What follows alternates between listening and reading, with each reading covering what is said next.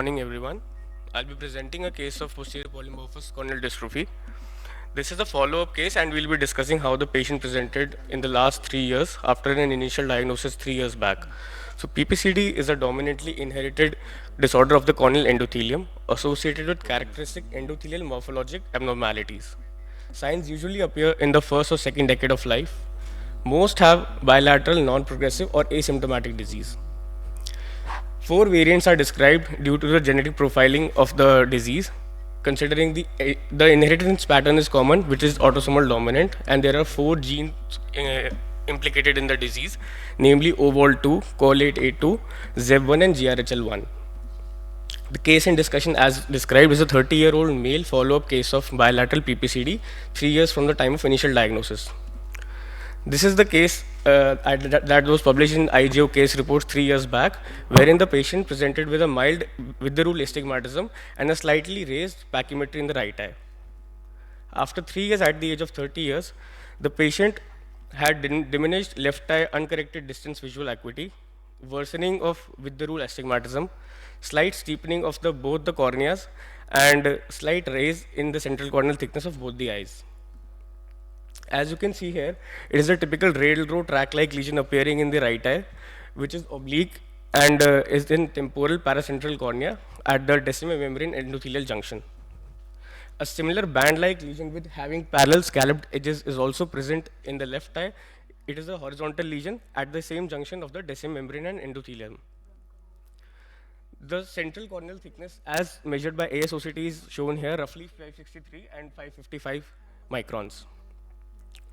Right eye topography was done in the second follow-up visit, wherein the cornea shows a mild bow tie pattern in the anterior axial map, and there is mild with-the-rule astigmatism with no evidence of keratoconus or ectatic deformation. Similar patterns were observed in the left eye, with slight worsening over the right eye, but still there is no ectatic or keratoconus pattern developing over here. Now, the patient was actually presented to me 3 years back because of slight worsening in the vision, and he was interested and keen to have a refractive surgery performed on him. So these are the risk assessment factors in planning refractive surgeries in such patients. So in our case, there were mild visual symptoms, morphological changes sparing the central visual axis, normal corneal topography, open angles, healthy nerves, and thick CCT, which were the protective factors in this case. However, a limitation of this case report is that we were not able to perform or evaluate the endothelial cell density, and the specular microscopy was not done. These are the references for my case, and the clinical implication of discussing this case is that bilateral astigmatism in PPCD is suggestive of developing endothelial lesions. Screening of first-degree relatives is a must given its mode of inheritance.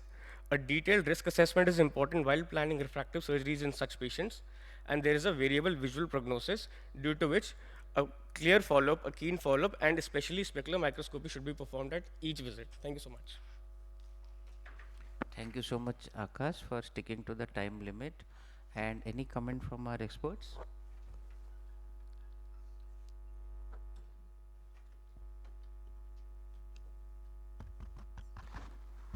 No, how did you manage this particular case? Of course, So we are vision was still quite good. evaluating the patient. He has been very keen to get a refractive surgery performed, but since the refraction is changing annually and this is a 3-year follow-up, also we are not able to assess whether the endothelium is decompensated or not, hence we are still holding the patient.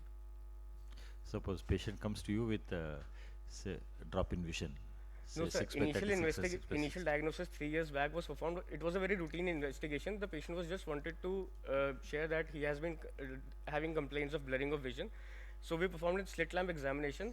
As you can see, the topo still doesn't show any characteristic patterns of PPCD. It is still a slit lamp diagnosis, but we are not keen to perform a refractive surgery, keen to plan as of yet. Thank you, Thank you Akash. so much, In sir. Thank fact, you, in sir. most cases of PPMD, you may not be required to intervene throughout the life because this disease progresses very slowly, and specular count is somehow surprisingly normal. Morphology is abnormal, but count is normal. Thank you. That